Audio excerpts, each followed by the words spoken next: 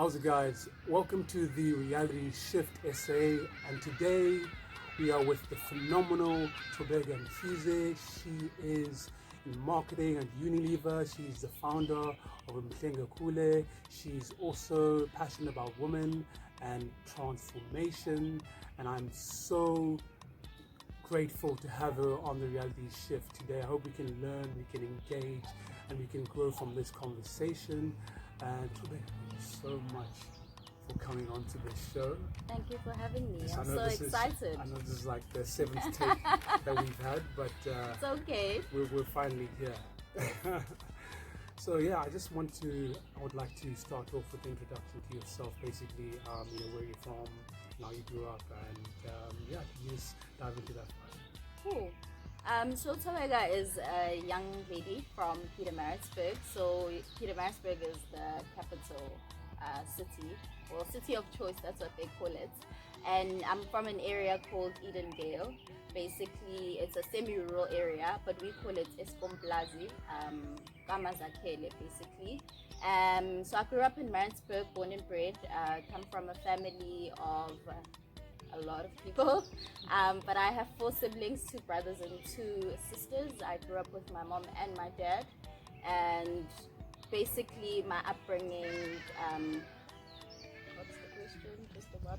Just about yourself, your upbringing, and where you're from, your heritage, just foundations, of who you are, so people understand, the essence of Thobeka. Yeah. Cool. So I grew up, my upbringing was bad, I would say. I always say that I was lucky enough to have a very active father. So my father actually taught me how to cook, me and my sisters how to cook. He was that type of father. He loved to go in the garden. I'm a family person. I really, really love my family. Family is important to me. I grew up going to Model C schools, so I went to girls' schools from the time I was in grade 1. So I've always been with girls up until I was in grade 12, and I only went to school with boys when I was in varsity. In terms of my upbringing, I think I have very good memories with my parents and my siblings, but I also have this thing where I always say, as a middle child, you always want to be the overperformer, the overachiever. So I was that child. I played sports in high school and in primary school. I played sports, but I also did cultural events. So I did debating, I did netball, basketball. I was just that child that wanted the attention from my parents, and I always strived, to be on the merit list, or be, in the top 3 in my class, which I did in some cases, and my mom pushed me a lot. But my dad was just that person that would always say, just be yourself, just chill out and do your best, and you will be fine. So I have very good memories of my upbringing and my heritage, but I think growing up, my experiences being outside in the world were very harsh.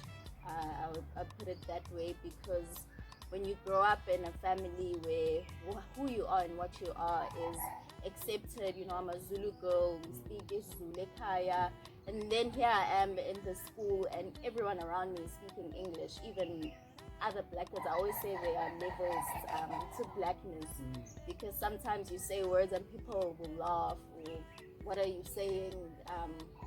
And so I, as I grew up, I kind of had that complex where I watch how I say things.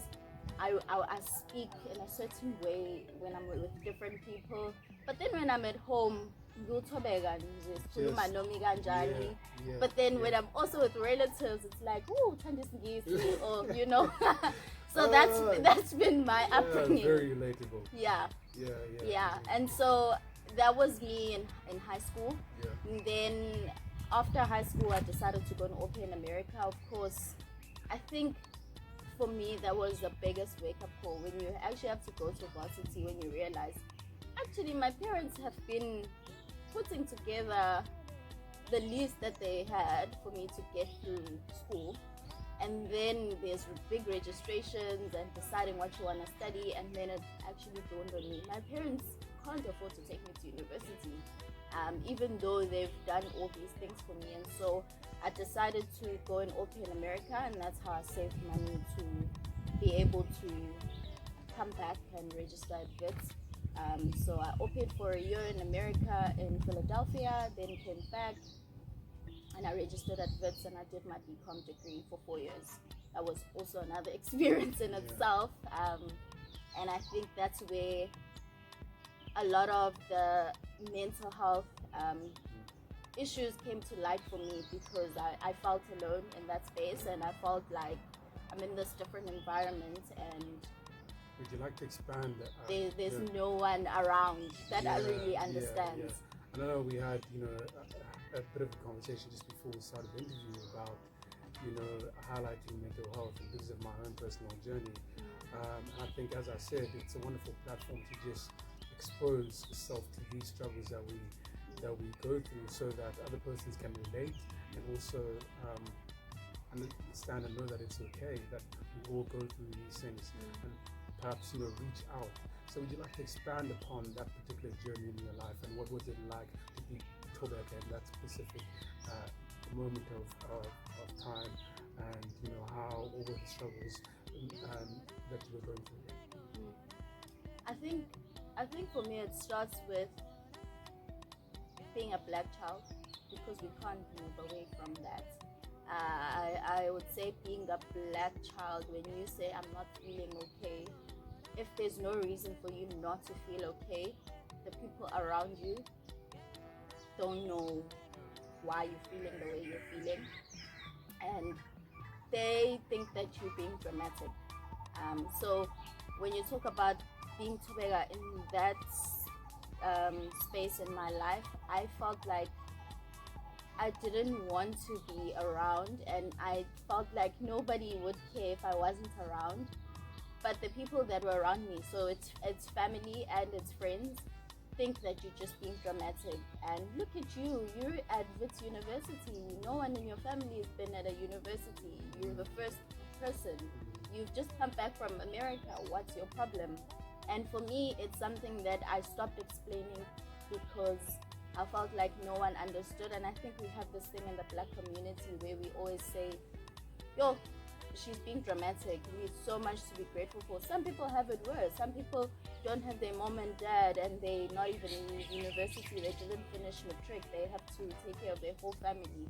You have a scholarship. You're at university. You're supposed to be studying. Just focus on your studies. Just do what you need to do, and not worry about everything else. So I think it was a straining time in my life, stressful, but I had to educate myself and try and understand what was going on with me, so that I could take care of myself and then educate my family about it. And it took a long time for me to be able to explain to my mom, so this is what is going on. I feel this way and I don't know how to stop feeling this way. I've spoken to people, and most of the time I think it's very important for me to say that the WITS University had a facility where you could speak to a psychologist or a counselor, but sometimes they don't understand your context and where you come from, and they don't understand the pressures that you face on a day-to-day basis. And sometimes you may have gone through it, I also have gone through it, but we don't want to talk about it because we live in a culture where we have to be positive, we have to be optimistic. And not to say that a person that goes through mental health issues is not doing those things. They're trying their best, but what they're going through just doesn't allow them to have that outlook. And I think that's something that's not said. So we rather say, no, I'm good, I'm okay, and let you go home at night and you cry yourself to sleep. But there's not a specific reason why you can point to why you feel that way. So you start to grasp at things to explain, no, I'm not okay because I'm feeling sick, or I'm not okay because of that time somebody said this to me. And I think for me, I'm grateful for that experience and getting through it, because it did end up in me being hospitalized. But we don't talk about it. So there's the black community, but there's also the faith community, or Christian community, where my pastor actually said, well, you don't have faith, you don't believe, you just wanted to take away your life. Of the church as well. Exactly. So I think for me, and my mom has gotten to a stage where she'll actually remind me, no, go for a jog or do things that will help you, because she's gotten to a point where she understands this is not based on your outward circumstances of what's going on in your life. Because I think we've been so oppressed and so bogged down by the I think it's the oppression actually that we faced as a black community, that we're like, as long as I've eaten and I have clothes on my back, then I'm fine. Whereas a person is a holistic person. There's a physical, emotional, spiritual, you know. This complete well-being. Yeah. And just adding upon that as well, because I was also hospitalized as well, and one thing that the matron said to me was like, everybody has mental health and mental illness issues. It's just a matter of degree. And I think for me that was like a complete perspective and paradigm shift to understand that it's not necessarily about everybody goes through these struggles, and they might not know how to articulate and express what it is, or what they're going through, and how informing oneself and educating oneself about whatever struggle you're going through is so important. I think personally as well, I feel like therapy and counseling, like at least I go like twice a month, and I make sure that I go and have conversations, about my feelings, and express, just talk about whatever it is that I'm going through at that time.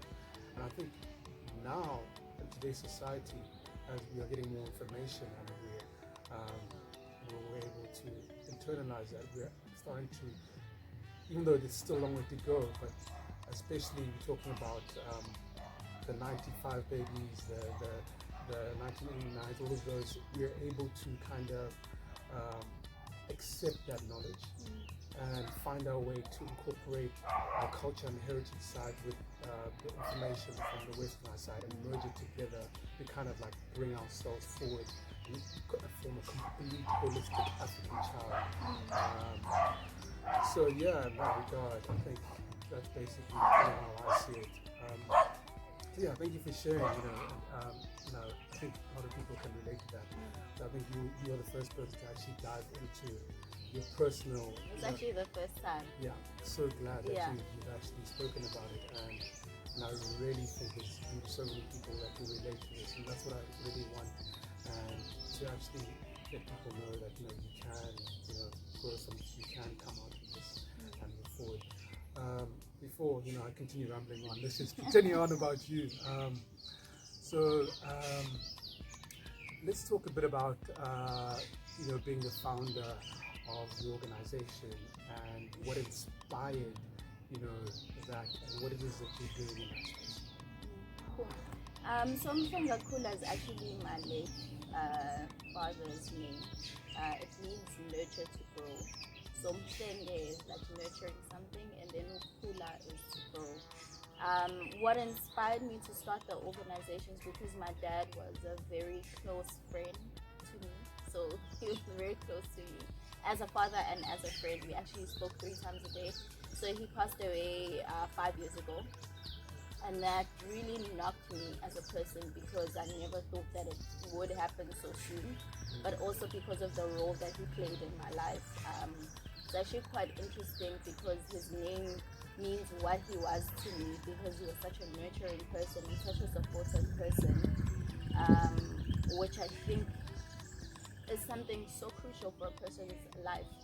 I think we leave people behind so often that we forget that everyone has a role to play in this world, and there's a reason why they exist. So I started the organization because while I was dealing with grieving and mourning him and him not being around, I thought to myself, looking at the community that I come from as well, I don't want to be the only one who's traveled to the US or traveled to the Netherlands or through my job, and not be able to give another black child that opportunity. And the reason why I say that opportunity, because sometimes all someone needs is a skill or that motivation to go for what they want. I think we've done a disservice to ourselves by boxing people into certain areas of expertise, boxing people into certain areas of skills and creative. Everyone has a talent. I believe that. But I think that what is missing is that nurturing and supporting part, and discarding people because they've made mistakes, or discarding people for the way they speak, or discarding people for their shyness.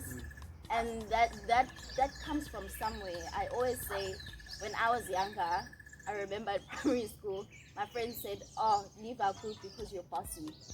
And my teacher actually called me and said, "Why do you sit alone?" And I don't tell that story for people to pity me or to, "Oh, you're being dramatic, they chased you out, you're a loner." Today I am a loner, not because I don't have people around me. I acknowledge the people that are in my life, but I also nurture that part of myself that says, you have a reason of being. Somebody nurtured that in me, which is, I'm fortunate enough that my father did and my parents did.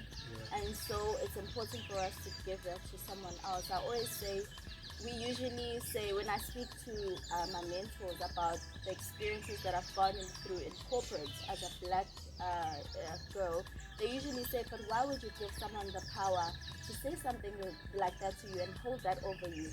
But then I always say to myself, if you have a position of authority, or you have resources where you can either help someone, grow them, or bring them down, why not say things that are positive that will grow them up, whether or not you think they're good? Because I think we always want people to be at a certain level, and we expect to engage with people that we aspire to or that we think are there.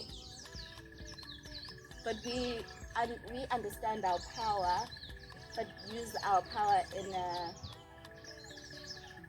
I don't want to say in an evil way, in a negative way, and then give the responsibility to that person to not hold on to that power that you use. So I think the inspiration for the organization for me is being able to form a hub or a structure where we really take care of young people, because that's all they need. Someone to say, and our tagline is nurture to grow, but I always say also signiga inchisekelo, because we're giving you that thing that says you can do it. Like I always tell the story, and I always tell my siblings the story, that I registered with the money that I had saved, right? My parents, not that they should have. Some people say, well, my parents should be sending me to school, they should be taking out the loan. But I registered with money that I had worked for. So you just need to, and my father used to always say, tend to what's in front of you, and your purpose will start to unravel. As you do what you've been given, then you are taking a next step.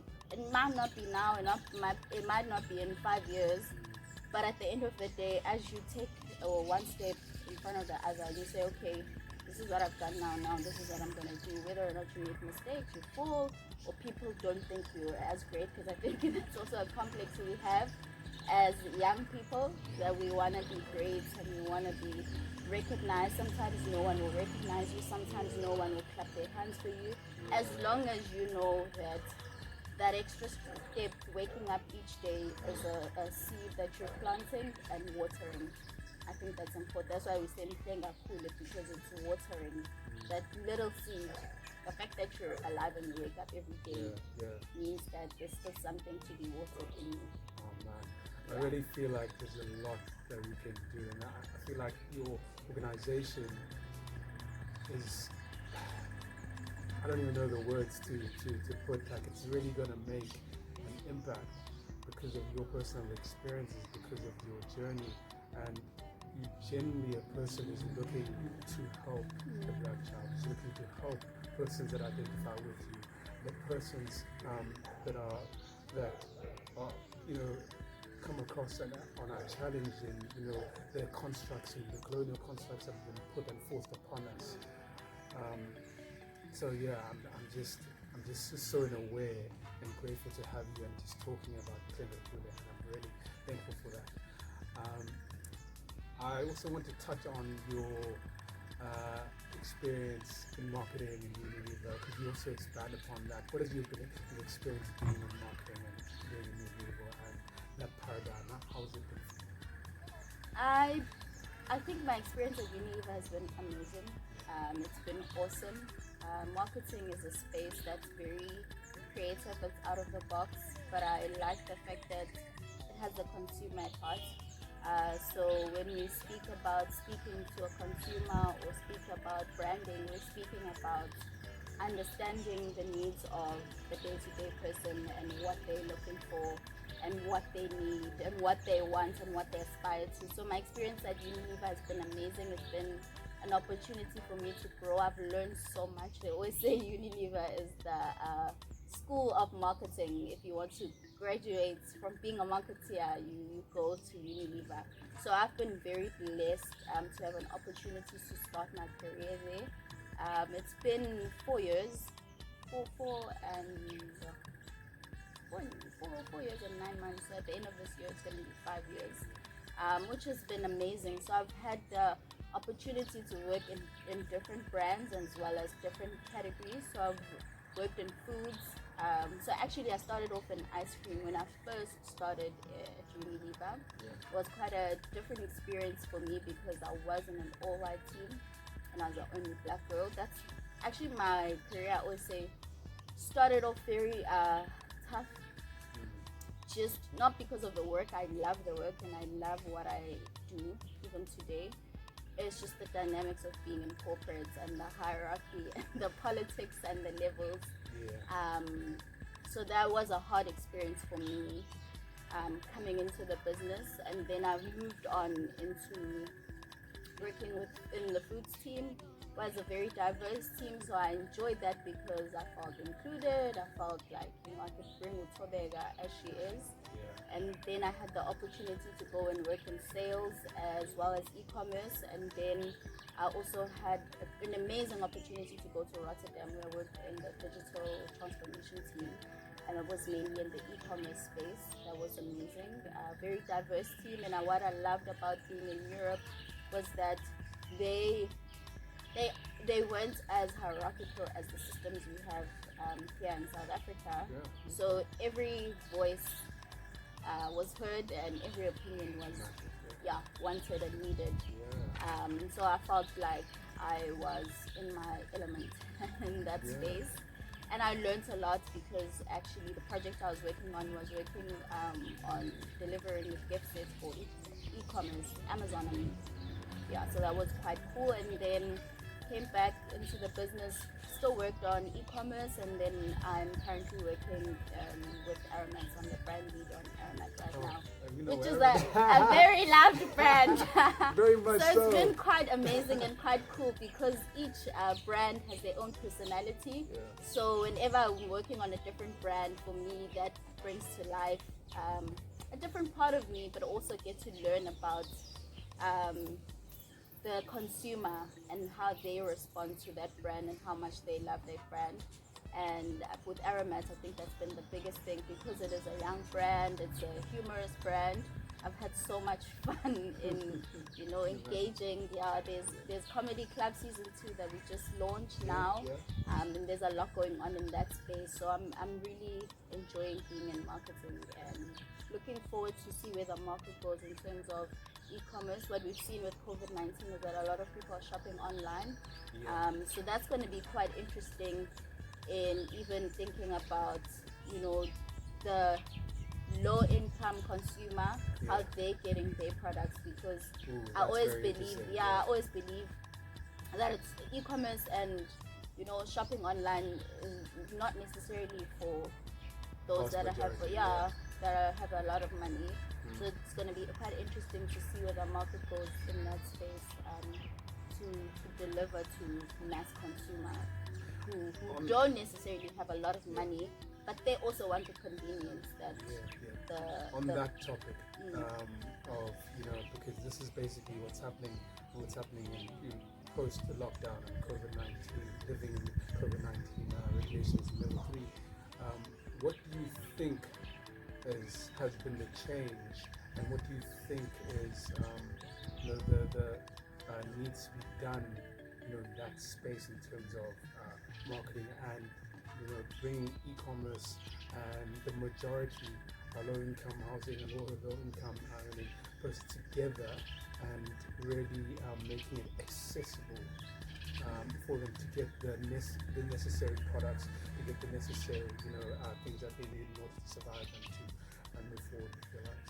Yeah. I think for me, when we speak about e-commerce and the shift that's happened, it's gonna be a complex solve for retailers to be able to deliver their products at an affordable price, because I think I've seen in Maritzburg a few cash and carries of big companies that are saying we'll deliver to you, just WhatsApp us. So we all know everyone has WhatsApp. Just WhatsApp us your order and we'll deliver it to you. But I think the struggle is, if I'm in the township, how are you going to deliver to me? Because chances are my address is not going to come through on the GPS, and it's going to cost me a lot of money. So I think with the shift that has happened, it's been easier for people that are in suburbs and mainstream areas.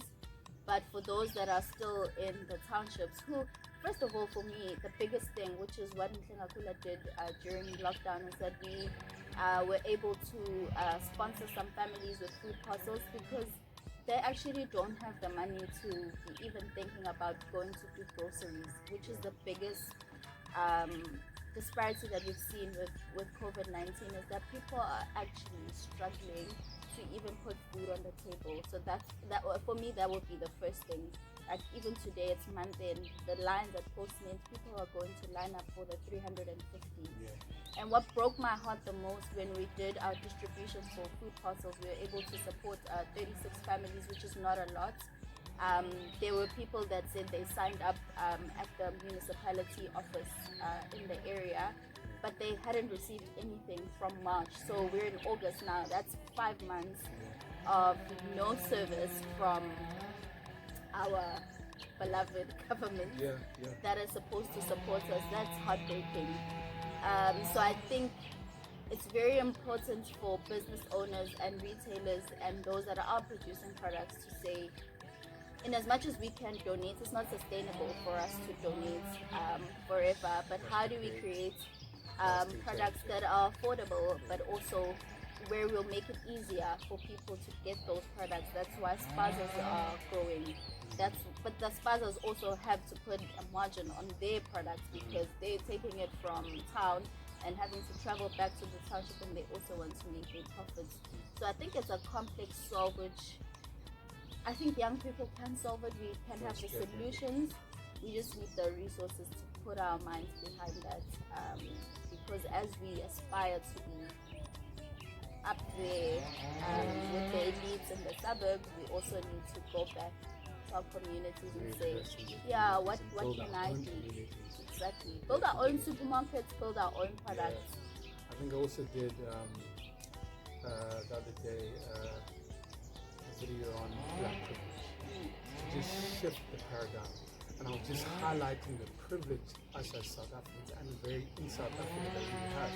Because when we understand and shift our mindset on oppression and change our own oppressed mindset for ourselves, we're able to create change. Like you're just talking about it now, and in my mind I was like, see, there's always going to be a gap in terms of corporate and the vast majority in terms of getting the product there. But what needs to happen is that African child who knows that community needs to start something in that space, because and do that in order to empower the community, because that's essentially what needs to be done in order to pick up ourselves and move ourselves forward as Africans.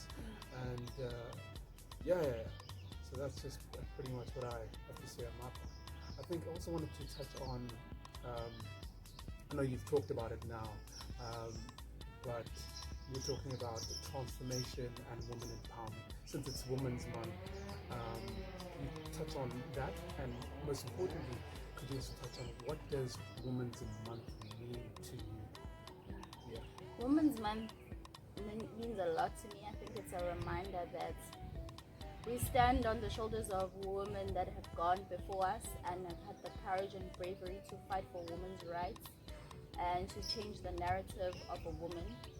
So it means a lot. It's very close to my heart because I always say a black child is mostly raised by the woman in their life. Like the way women come together to form stokvels, to form groups, to help each other so that their child can go to school, their child can go to university. I think that's phenomenal, and we don't talk enough about how, even our moms don't talk about how they struggle to make sure that even though they have a husband or they have a partner, they carry so many kids. Like I always look at my mom and I say, if my mom could raise, if she could raise 4 kids, not only her kids but her sister's kids and my cousins and everyone, that takes a lot. So when I think about women, I think about a strength that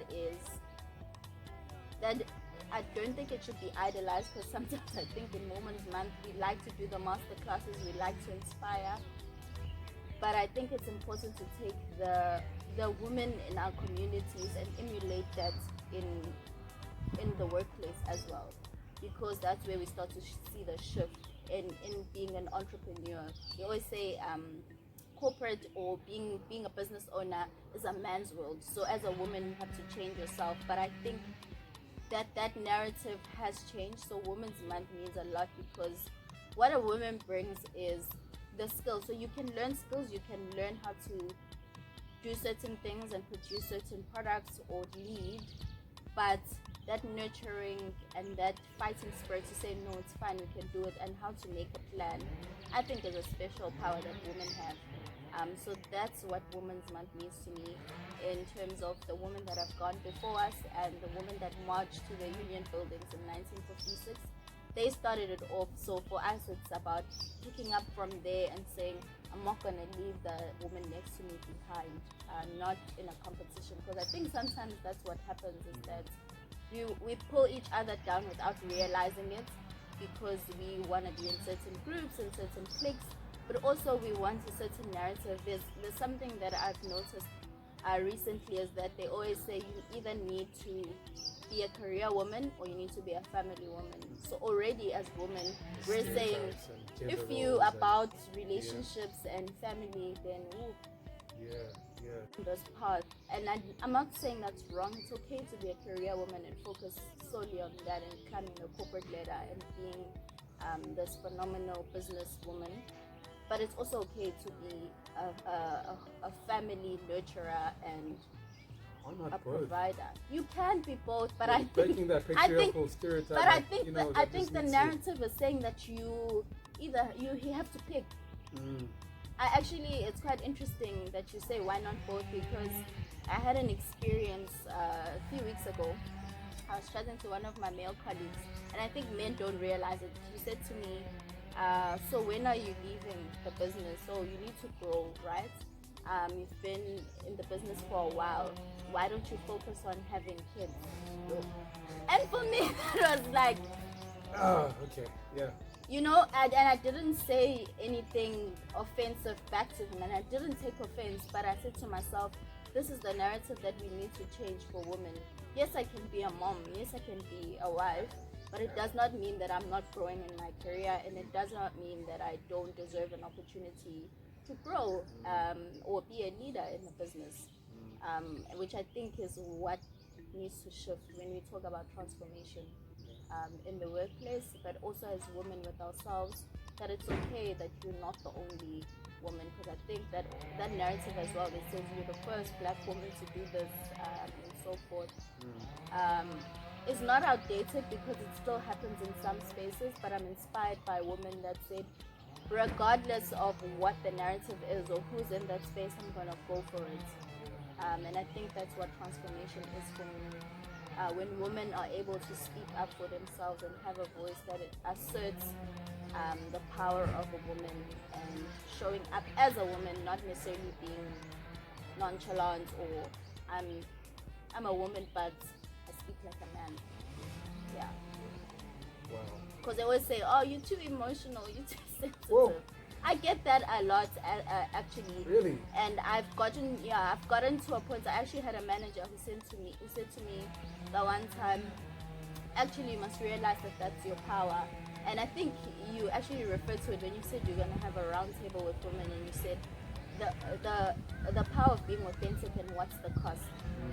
And in certain spaces, if you are too emotional, if you are too sensitive, the cost is that you may not be the one that's picked because of the perception.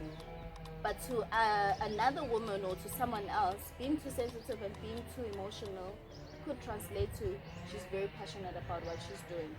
She's very, her heart is into what she's doing, you know. And I think that's always the beauty of how you look at life and how you look at people. To say, actually, I don't look at you as a woman, but I look at you as a person. Person as a human being. Yeah. Yeah.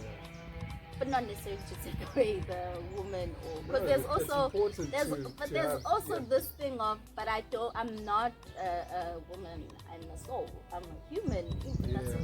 That's another. I'm gonna get into that as well. Like, you know, eventually down the line, I've got a lot to say on that topic as well. But geez, thank you so much for coming on to the show. I think we've pretty much covered everything that I wanted to dive into, and persons viewing this channel, the Reality Shift. This is pretty much it. The phenomenal Thobeka Mkhize. Thank you for having me. And yes, man, thank you so much for coming on to the show. And please do like, subscribe, comment, and engage. In fact, where can we find you on socials and organization? And So my Instagram handle is _Mkhize, and then _Mkhize, and then Mhlengakula is mhlengakula.co on Instagram as well. So mhlengakula.co on Instagram. Yeah, pretty much it. That. 100%. Do you have any Facebook pages? I do. I'm on Facebook. So on Facebook, pages? No, not your personal. Oh no. No, not your personal. Okay, I'm still working on the page for Mhlengakula. Yes. Okay, now I can help you with that. Don't worry. We're basically on the ground for Mhlengakula. We're still working on the branding. Yeah. So yeah, man, that was just pretty much the full circle interview. And guys, please subscribe, like, comment at the Reality Shift SA on Facebook, Instagram, and YouTube. It's a blessing. Thank you so much for tuning in. Thank you for having me.